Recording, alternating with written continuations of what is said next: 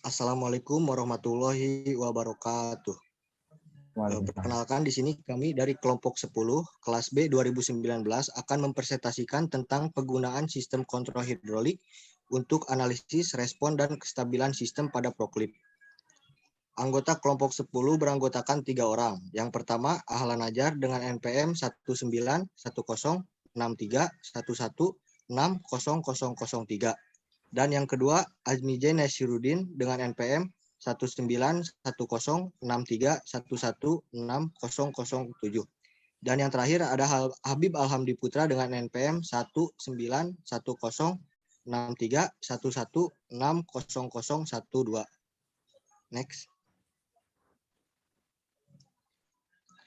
Pada presentasi kali ini ada 7 poin yang akan dibahas. Poin yang pertama yaitu deskripsi sistem, yang kedua pemodelan sistem, yang ketiga spesifikasi performasi sistem, yang keempat analisis floating rod locus, bed plot, dan Nyquist, yang kelima perancangan kendali 1, yang keenam perancangan kendali 2, dan yang terakhir kesimpulan. Next. Poin yang pertama yaitu deskripsi sistem. Deskripsi sistem di sini terbagi menjadi 4. Yang pertama proklip, silinder, hidrolik, pengujian kestabilan, dan untuk mendeteksi permasalahan dan evaluasi kinerja proklip. Proklip adalah jenis alat angkat yang berjalan seperti mobil sehingga dapat bekerja pada daerah yang sempit.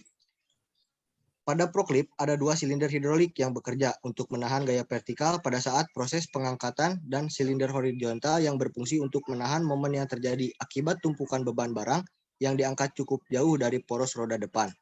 Beban yang diterima silinder 1 adalah sama dengan beban barang yang diangkat, sedangkan beban yang diterima silinder 2 adalah momen yang terjadi pada beban dengan tumpuan roda yang dipindahkan pada silinder 2. Untuk melihat performa sistem hidrolik tersebut, perlu dilakukan pengujian kestabilan. Studi kestabilan dilakukan sebagai pijakan dalam mengambil solusi dan metode untuk mendeteksi dan mengatasi permasalahan yang terjadi pada sistem hidrolik proklip. Selain itu, studi kestabilan juga merupakan salah satu langkah awal dalam suatu tindakan evaluasi kinerja suatu peralatan industri yang mengarah pada suatu optimasi dan otomasi proses manufaktur dalam dunia. Next. Untuk deskripsi sistem ini memiliki tujuan penelitian yang berupa menyusun dan menganalisis pemodelan dinamik sistem hidrolik pada pengangkat proklip. Dan yang kedua, melakukan analisis respon dan kestabilan sistem hidrolik pada pengangkat proklip. Next. Untuk poin yang kedua yaitu pemodelan sistem. Untuk pemodelan sistem pada hidrolik proklip ini dapat dilihat pada gambar berikut. Untuk presentasi selanjutnya akan dilanjutkan oleh teman saya. Untuk yang selanjutnya adalah tentang spesifikasi performansi sistem, dan terdapat beberapa spesifikasi pada sistem ini. Yang pertama adalah sistem yang dianalisa adalah gerak angkat forklift dengan parameter yang berpengaruh seperti flow rate dan tekanan. Dan yang kedua adalah jenis rangkaian hidrolik yang dianalisa adalah murni hidrolik atau mekanikal bukan elektrohidrolik. Dan yang ketiga adalah fluida hidrolik yang mempunyai properti yang konstan atau temperatur independen. Dan yang keempat adalah asumsi pada clearance valve bahwa efek kebocoran diabaikan daripada valve tiap port yang bersifat nol. Artinya tidak terjadi underlap dan overlap.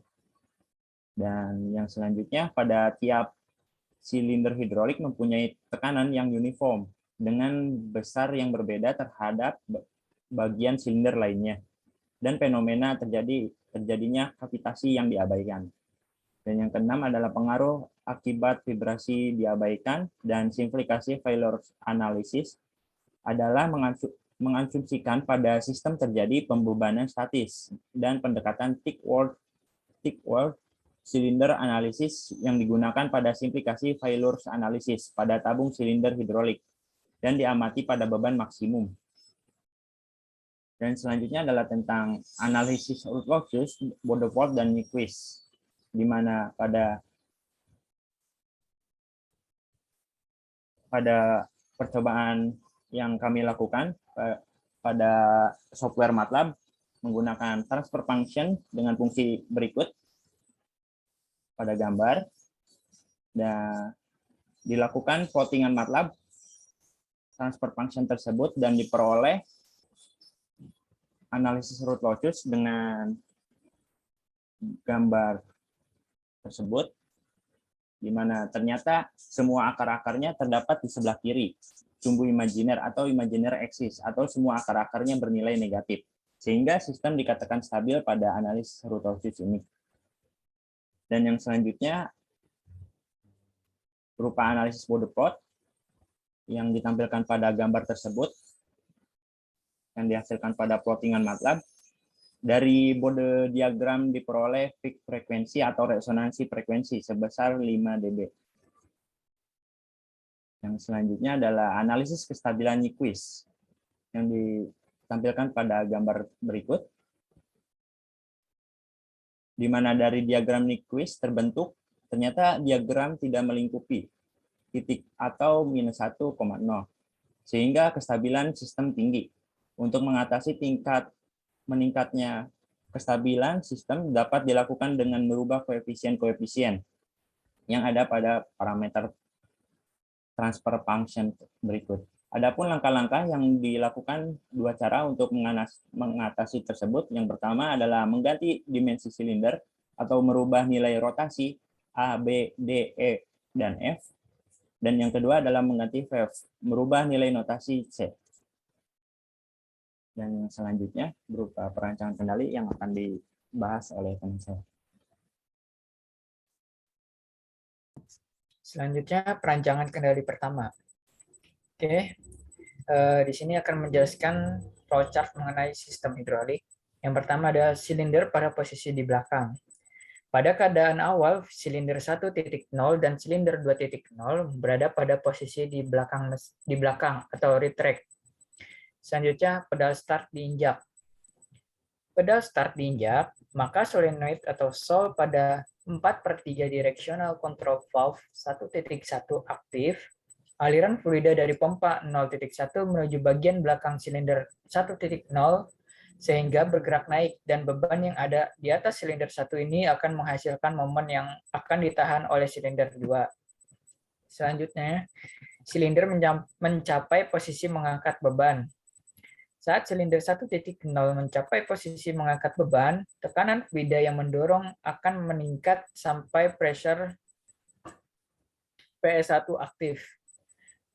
Selanjutnya, aliran fluida menuju belakang silinder. Jika PS1 aktif, solenoid atau Sol 3 pada 4/3 directional control valve 2.1 aktif, aliran fluida dari pompa 0.1 menuju bagian belakang silinder 2.0 sehingga akan menarik garpu pengangkat fork ke dalam. Hal ini bertujuan untuk mendapatkan titik berat benda yang diangkat mendekati garis tengah lurus sumbu roda, sehingga beban momen yang dihasilkan oleh benda yang diangkat akan menjadi kecil. Selanjutnya, saat proses mengangkat silinder menuju limit switch. Saat proses pengangkatan selesai, silinder 2.0 masih terus bergerak maju hingga menyentuh limit switch LSI. Selanjutnya, LSI tersentuh.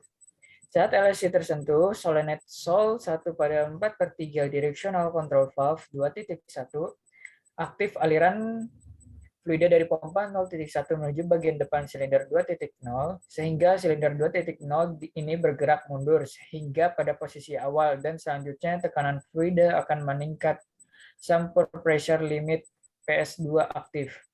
Dan yang terakhir PS2 aktif, aliran fluida akan kembali ke awal. Jika PS2 aktif, solenoid Sol 2 pada 4/1 directional control valve 1.1 aktif, aliran fluida dari pompa 0.1 menuju bagian depan silinder 1.0 sehingga penjepit bergerak mundur hingga kembali pada posisi awal. Next. Perancangan kendali 2. Di sini akan menjelaskan flowchart mengenai sistem hidrolik angkat, lift, dan miring tilt. Yang pertama, pada saat sistem hidrolik angkat dan miring. Sistem hidrolik angkat dan miring merupakan pengalihan gaya atau daya dari mesin menjadi gaya angkat atau miring dengan menggunakan bantuan minyak hidrolik sebagai zat kerja. Selanjutnya, tuas diposisikan angkat.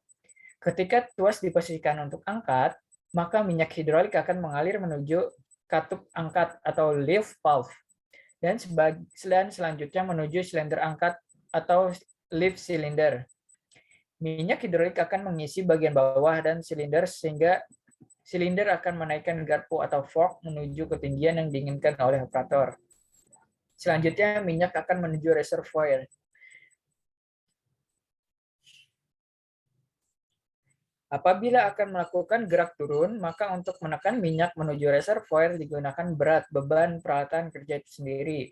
Untuk menjaga agar gerak turun pada silinder angkat dapat berjalan dengan baik, maka akan digunakan katup pengontrol turun atau down control safety valve atau control exhaust. Selanjutnya, kecepatan terkontrol dengan baik. Dengan mekanisme tersebut akan menghasilkan komponen dapat meluncur ke bawah dengan kecepatan yang terkontrol baik. Selanjutnya, pada saat posisi peralatan kerja miring.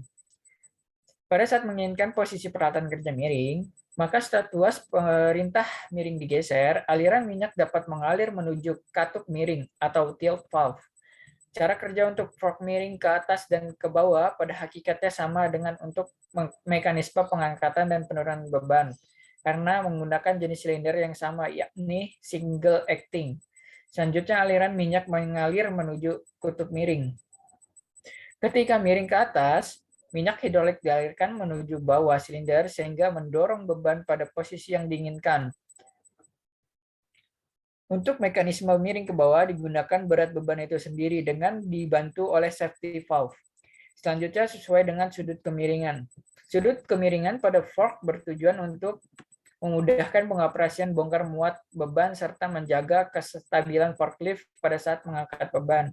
Apabila tekanan melebihi dari tekanan kerja yang seharusnya, relief valve akan membatasi tekanan dan mengalirkan kembali minyak hidrolik ke reservoir. Next.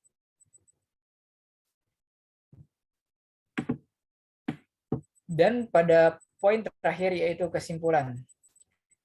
Yang pertama, tiap rangkaian silinder memberikan respon pressure dan flow rate yang berbeda yang diakibatkan karena perbedaan dimensi.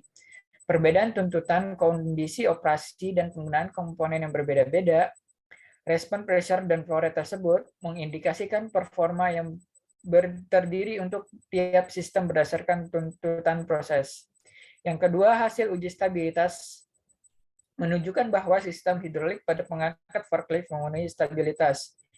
Yang ketiga, uji yang dijalankan yaitu uji stabilitas absolut, rod locus analysis, body plot, dan NPS plot. Yang keempat adalah kriteria kestabilan menurut Ruth Hurwitz didasarkan pada koefisien persamaan karakteristik dari transfer function system. Yang kelima, kriteria kestabilan menurut Ruth locus didasarkan pada lokasi akar-akar persamaan pada S-plane atau Ruth locus plot.